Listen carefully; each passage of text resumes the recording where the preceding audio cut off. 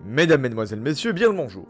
Aujourd'hui, nous parlerons de plâtre, et non, cette chaîne n'a aucun rapport avec le BTP, mais bien la prothèse. C'est l'élément principal de travail de notre métier, car il constitue la première étape de la réalisation de la prothèse, après avoir reçu des empreintes. Il est fabriqué à partir de gypse calciné puis réduit en poudre. Une fois n'est pas coutume, on peut le subdiviser en classes. Guerrier, mage, assassin, non. Ça c'est mes classes sur LoL. Donc par classe, disais-je, de 1 à 5. Et par ici, on va parler de classe de 1 à 4, puisque la 5 n'est pour ainsi dire presque jamais utilisée. Le plâtre de type 1, aussi appelé plâtre de Paris, il est déshydraté à l'air libre, et c'est surtout le moins cher. On l'utilise pour les travaux qui n'ont pas besoin d'être précis. Les socles, les mises en moufle, les tables de montage, etc., etc. Le plâtre de type 2 et de type 3, c'est un plâtre dur qui a été déshydraté par pression ou de vapeur, à la structure plus fine, avec une expansion variant de 0,1 à 0,3. Il est de meilleure qualité et on l'utilise pour les travaux courants, les modèles primaires, les socles, les clés de montage, etc. Le plâtre de type 4, lui, c'est un plâtre très dur et très précis, avec une expansion inférieure à 0,1%. C'est aussi le plâtre le plus cher qui est utilisé pour les modèles de travail en fixe ou les modèles secondaires en adjoint. Pour gâcher le plâtre, on le mélange avec une bonne proportion d'eau, et surtout on le mélange sous vide pour éviter de faire des bulles. Pendant sa prise, le plâtre va chauffer et se dilater, c'est l'expansion thermique dont je vous parlais tout à l'heure. Plusieurs facteurs peuvent influencer la prise du plâtre: la température ambiante, le rapport entre l'eau et la poudre, le temps de gâchage, les accélérateurs de prise chimique comme par exemple le sel, les retardateurs de prise comme le citron ou les colorants. En gros, évitez de faire votre plâtre en faisant un tech paf à côté. Selon vos actions, le plâtre peut avoir des défauts, un peu comme vous, par exemple pour beaucoup, votre mère vous a sûrement versé trop près du mur, et on voit le résultat aujourd'hui. Bref, quels sont les problèmes que vous pouvez rencontrer dans la préparation de votre plâtre? S'il prend trop de temps à prendre, c'est que vous l'avez stocké depuis trop longtemps, bref, il est périmé, que vous avez mis trop d'eau ou alors que le bol n'était pas propre. S'il prend trop vite, c'est à l'inverse qu'il n'y avait pas assez d'eau, que vous avez trop mal accès, ou que c'est l'été, et que tout simplement il fait trop chaud. Si la surface est poudreuse, encore une fois, le bol a mal été nettoyé, ou alors vous avez mis trop d'eau ou trop de réducteurs de tension. S'il y a des petites bulles à la surface, vous l'avez mal vibré, vous avez mis trop d'eau, ou vous avez coulé trop vite, ou pas sous vide. S'il y a des porosités, encore une fois, trop d'eau, un mauvais malaxage ou de mauvaises vibrations. Si le socle se sépare de l'articulateur, c'est à l'inverse que votre plâtre était trop sec et que votre modèle était sale, ou que l'expansion de prise était trop forte. En résumé, si vous avez un problème, c'est majoritairement dû à votre rapport entre eau et plâtre. Sur ce, mesdames, mesdemoiselles, messieurs, n'hésitez pas à vous abonner, activer les notifications et liker cette vidéo.